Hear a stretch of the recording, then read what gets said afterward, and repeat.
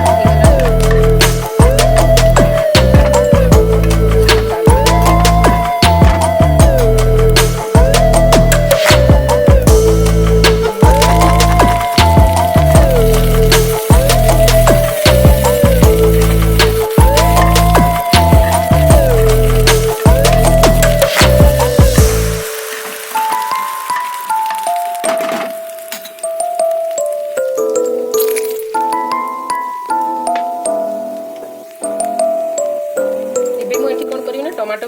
की tomato grinding करके tomato भल भाव भाजी अल्प लंका गुंड देवी मुझे अल्प लंका गुंड देवी।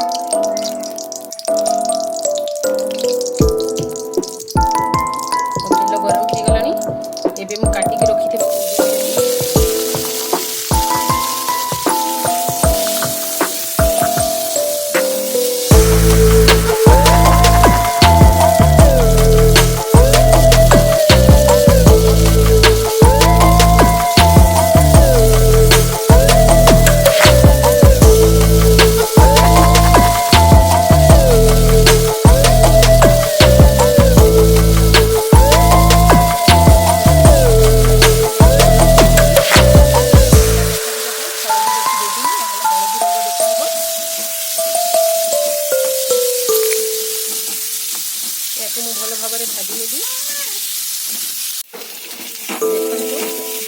मोर भजा हो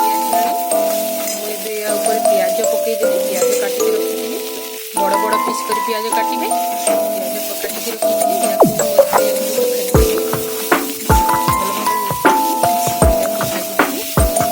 किसी समय भाजी पियाज अधा कंचा रही भल लगे कंचा फ्लेवर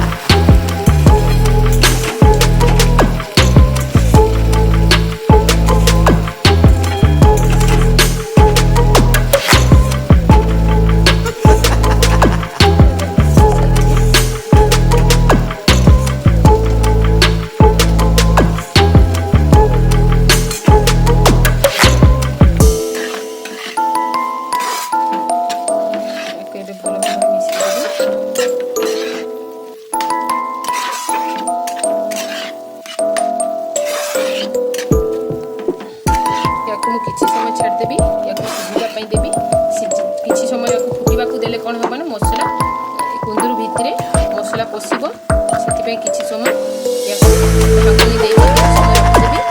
ଦେଖନ୍ତୁ କିଛି ସମୟ ହେଇଗଲାଣି କିଛି ସମୟ ଭିତରେ ମୋ ଭଜା ପ୍ରସ୍ତୁତ ବି ହେଇଗଲାଣି। ଏବେ ମୁଁ ଏଠି ଅଳ୍ପ ଗରମ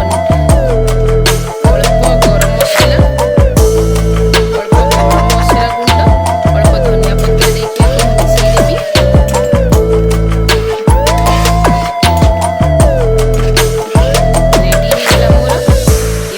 ପ୍ଲେଟ୍ରେ କାଢ଼ିକି ଦେଖାଉଛି ଦେଖନ୍ତୁ ଫ୍ରେଣ୍ଡ ଏହା ମୋର ପ୍ରସ୍ତୁତ ହେଇଗଲା। ପ୍ଲେଟ୍ରେ ମୁଁ ଏହାକୁ କାଢ଼ିକି ସର୍ଭ କରିବା ପାଇଁ ରେଡ଼ି କଲି। ଏହାକୁ ଆପଣ ପରଠା କିମ୍ବା ଭାତରେ ବି ଦେଇପାରିବେ, ବହୁତ ଭଲ ଲାଗିବ। ଘରେ ଆପଣ ଚେଷ୍ଟା କରନ୍ତୁ କରିବା ପାଇଁ। ଆଉ ଯଦି ଭଲ ଲାଗିଲା ମୋର ଚ୍ୟାନେଲକୁ ଲାଇକ୍ କରନ୍ତୁ, ସବସ୍କ୍ରାଇବ୍ କରନ୍ତୁ ଗାଇସ୍ ପ୍ଲିଜ୍। ଆପଣ ଘରେ ଯଦି କରିବେ ତାହେଲେ ଭଲ ଲାଗିଲା ଯଦି ମୋତେ କମେଣ୍ଟ ବି କରନ୍ତୁ। ଦେଖନ୍ତୁ ବହୁତ ଭଲ ଲାଗିବ। କମ୍ ତେଲ ମସଲାରେ ମୁଁ ଏହାକୁ ପ୍ରସ୍ତୁତ କରିକି ଦେଖେଇଲି। ମୁଁ ଆଶା କରୁଛି ଆପଣମାନଙ୍କୁ ଏହା ଭଲ ଲାଗିବ। Please guys subscribe.